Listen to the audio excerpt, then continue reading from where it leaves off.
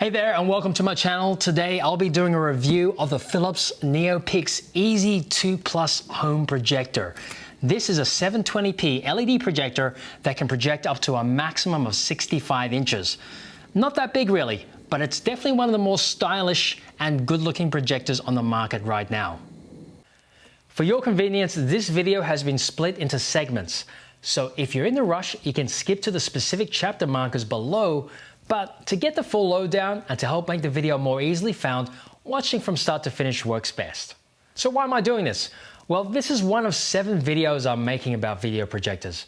I'm doing this because about a month ago, I was organizing a family event and it worked out cheaper to buy a projector than to rent one from the venue. However, when I did my initial research, I found it incredibly confusing. There's just so much information out there, and ironically, it's sometimes incomplete, making it totally impossible to do any proper comparisons. And worse still, as I found out, some of the information is just plain wrong. So I ended up ordering a bunch of them to test them out and find out which was the best value projector for my use case. These videos are a summary of everything I've learned. I'll be shifting through all the noise to share with you what I think is important, as well as verifying and correcting any misinformation I discover. Check out the other review videos, including a full comparison of all 6 projectors I tested, in the description below. Full disclaimer, any product links may contain affiliate links, meaning a small percentage of the sale may go to me. Key thing is, you won't be paying anymore, and this helps reward me a little for the time and effort I've spent producing this video. Thanks in advance. Having said that, my goal here is to provide you the best information to help you make the best informed choice for your own situation. Even if none of the projectors I've reviewed suit you, I'm sure you'll learn a thing or two on what to look out for in your search for your perfect projector. The review will be split into 3 key parts. Firstly, I'll be checking and confirming the specifications. Then we'll be unboxing and taking a tour of the hardware and software, plus most importantly, evaluating the real-world performance. Let's get started. Let's take a look at the specs according to the Amazon website. We're here at Amazon.com. Currently, it's not available for sale and may be out of stock. The key information that we can really gather here is that it's a 720p projector. It says True HD. Just be aware that does not mean it's full HD, which is 1080p. This is a 720p projector. It projects up to 65 inches. Now that is not a huge size, so unless you only have a very limited space, this may be a bit small for your purpose. So it really depends on if you need something bigger, but 65 inches, not that big for a mini projector. Just be aware of that. Well, other key information there, that's probably about it. You can check out the photos, tells you, can see exactly what kind of inputs it has there. The AV, the micro SD, HDMI and USB, so plenty of choice there. Let's quickly jump over to the UK website. You can see it's selling for just under 165 pounds. And if we look at the info here, not pretty scant, just says it's 720p. One of the other interesting things is it says it's 17 kilos. It isn't 17 kilos, and brings across an important point that even with brand names, there can be misinformation about these products. In fact, on the Australian website, it says it is not a full HD 1080p. That is a very, very bad mistake because that is totally incorrect. It's a 720p projector. So really make sure that you do your homework.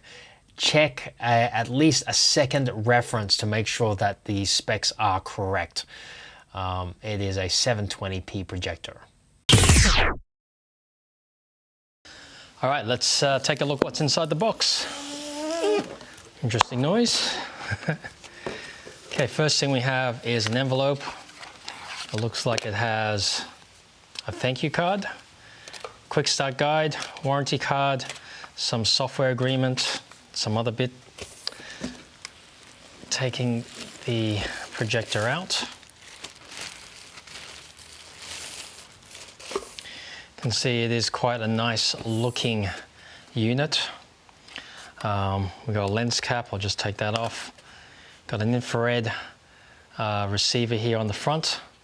And if we look around to the side, We've got a headphone jack, an AV port for connecting VCRs, etc., micro SD card, HDMI, USB, and the power cable.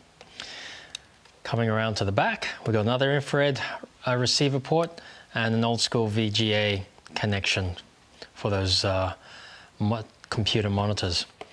All right, on the front here, on top, we've got the focus dial, and then we've got our key buttons: power button, back button, cursor button, OK select button. This looks like a menu button, and this looks like a source button.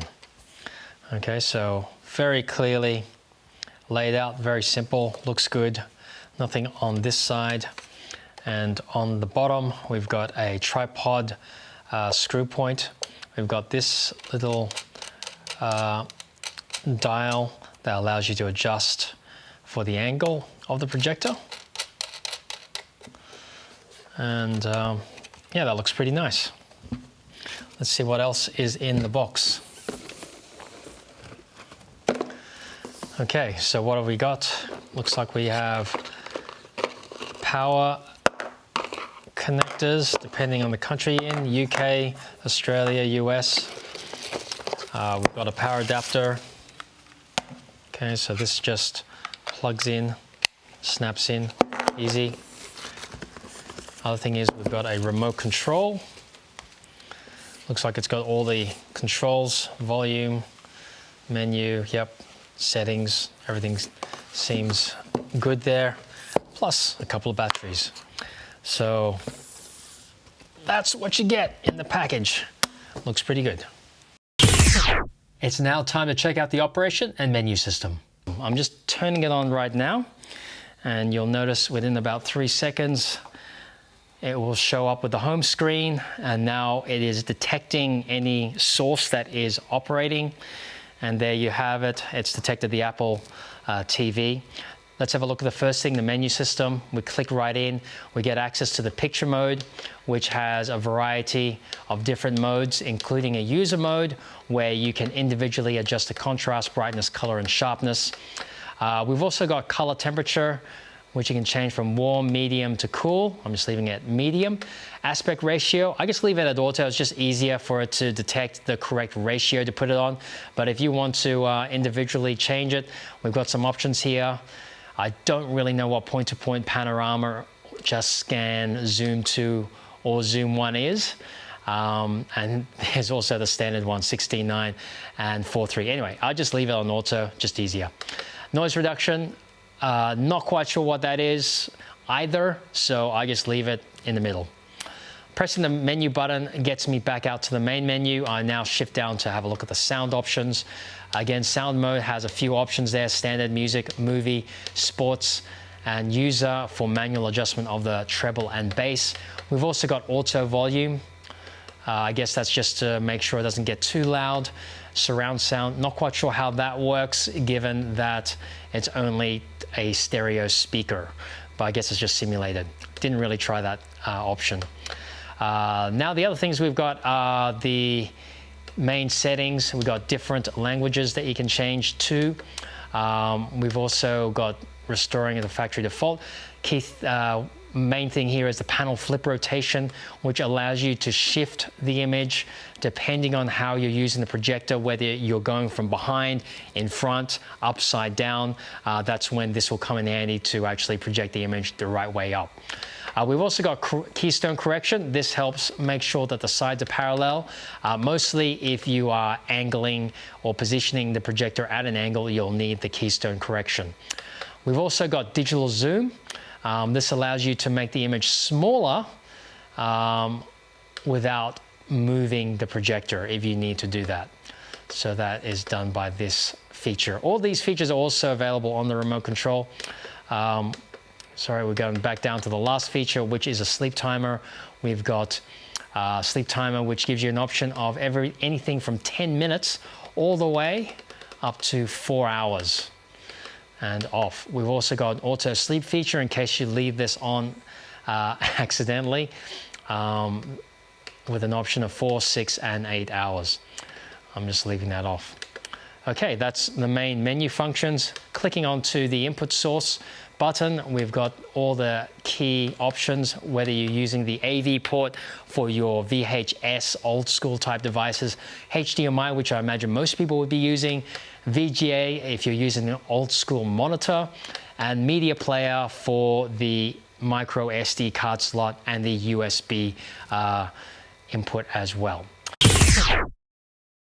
I'll be testing the performance of the projector for my real-life impressions as well as by the numbers. Key things I'll be testing are brightness. I'll be using a light meter and measuring the brightness on the screen in the center and at the corners at two different distances, about 2 and 3.5 meters, which is about 6 and 10 foot respectively for my old school friends. I'll also be measuring the size of the image at these two distances and testing the operating noise using my audio meter on my Apple Watch. For real-life performance, I'll be giving my personal take on the quality of video projected using a combination of film footage and some dynamic footage I've edited together from awesome footage shot by professionals. Thank you, Sony and DJI. Here's the footage being shot at 2 meters from the projector onto a white photo backdrop, giving a 65-inch image. Sound is recorded about 1 meter from the projector at 100% volume using the onboard mic on the Fuji X-T3. Settings are locked in at 1250 ISO, shutter speed of 130, and aperture of 4.0. See what you think.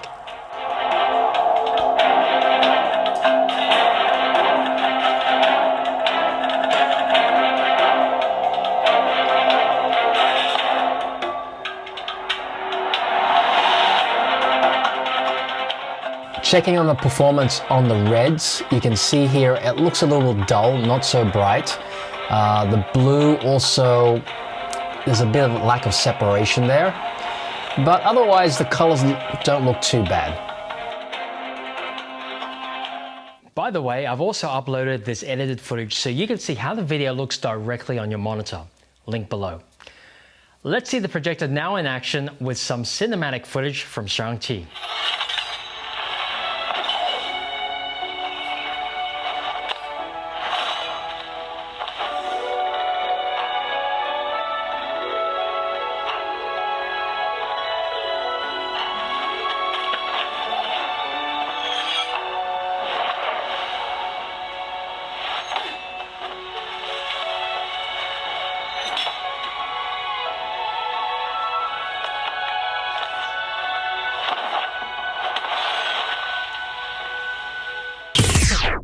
Hopefully that gives you a really good idea of how the projector performs on the screen in the dark. Let's have a look at the numbers now. Looking at the brightness, you'll see that we've got about 63 lux for white, and it progressively decreases over the different colors. 42 with green, 32 with blue, and only 13 lux with red. And that kind of confirms the red test that we did before with the flowers. With the umbrellas, it didn't look so bright. It was rather dull, and that's why, because it just isn't so bright on the red. Now, the other key thing that you want to have a look at is the drop-off on the corners. And if you relook at the footage, you'll see that you can notice that the brightness is less on the corners. And you can see there's about a 67%, 68% drop off across all the colors in the corners. So the image is just not going to look as bright in the corners as the center of the screen. Now, to give you an idea of what the lux means, or the brightness of lux compared to regular things, you can see on the screen there that we've got common corridor lighting areas in your house are 40 to 80 lux. So that's pretty much the area that we're operating with in the dark room, which is enough, as you can see in the sample footage.